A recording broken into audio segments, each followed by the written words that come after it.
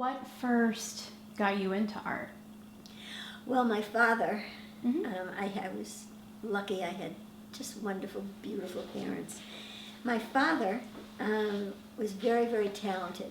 Mm-hmm. He didn't paint as an income or for a living, but he painted for his pleasure and for, I suppose you'd call it a hobby. I was young, and I would sit and watch him, Mm-hmm. and I learned my colors that way. I Okay. learned colors that way. And he would talk. But another very, very big feature of my life was he also loved the beauty of nature. He loved the beauty of flowers. And he would put us in the car. I had a brother. There were just two of us. And, of course, my mother. And he would drive into the country.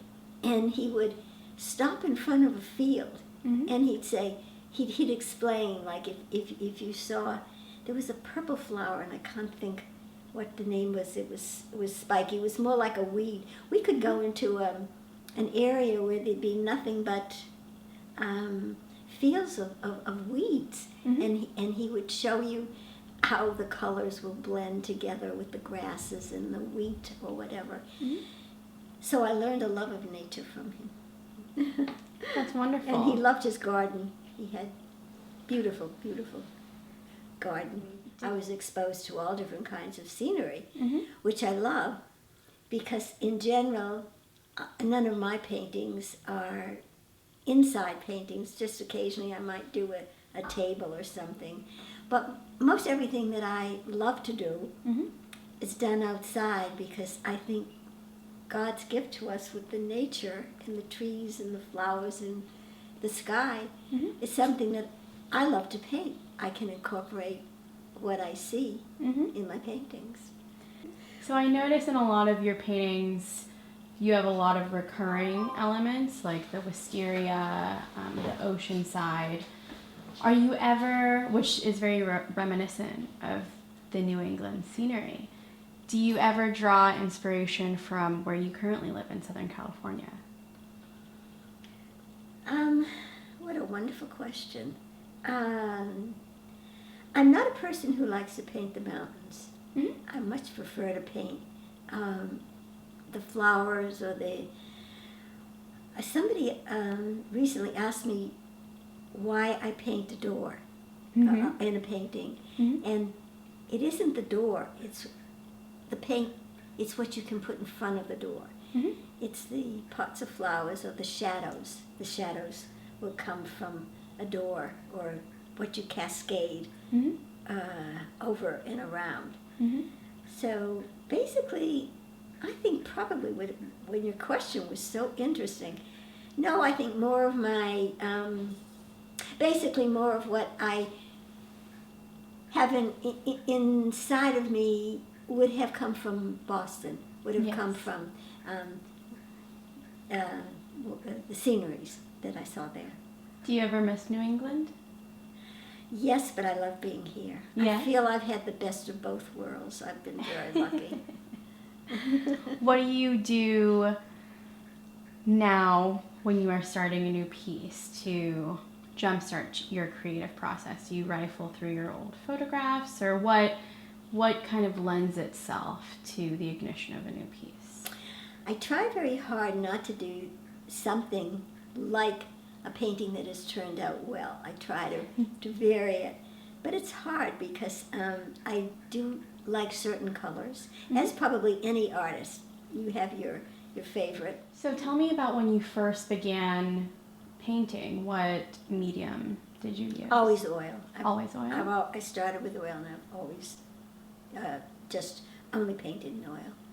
What is it about the oil medium that attracts you so much? In oil paint, you can mix, and you can go over and you can correct something.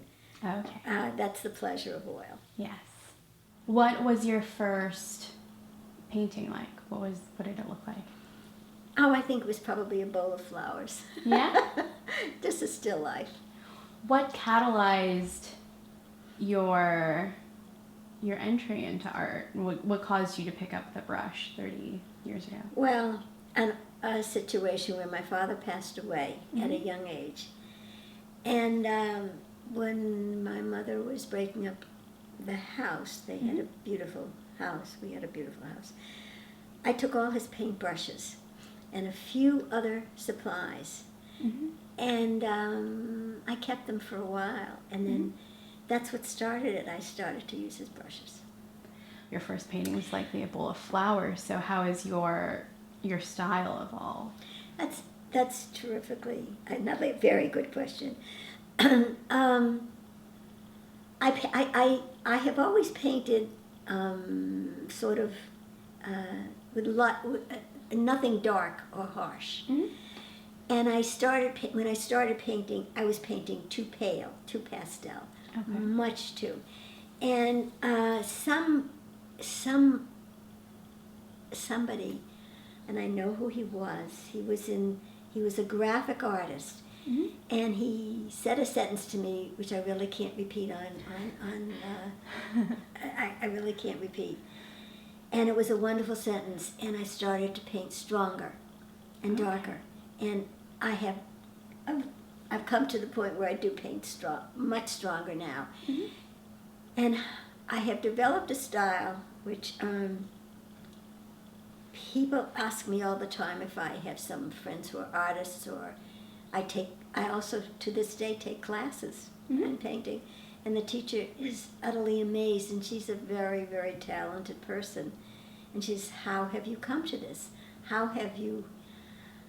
I mesh my colors. I try to put colors, I just keep integrating my colors, and I love to do it. What is it about Impressionism that you love? I love that it's a more casual way of painting. It's not so contrived as you might say in Romanticism or in Renaissance painting. It's just it flows easy. To me, Impressionism painting flows easier. When you are putting this paint to canvas, what are the primary emotions that you always hope your viewer will feel upon looking at your artwork? Well, I hope that they'll get a feeling of the pleasure of it, I tell you, I think in this world, unfortunately, there is so much sadness, there is so much war, there is so much strife, there is so much unpleasantness, there is so much unrest. I would never entertain painting that way. I want to paint the more enjoyable, the more pleasant side of life. And I hope that when somebody looks at my painting, they get a feeling of calmness, of enjoyment, and not and just be taken away from what happens in this world that is so sad. Yes. What is the nicest thing or the most constructive thing that somebody has said to you about your artwork? When the teacher said to me, "I wish I could paint like you do."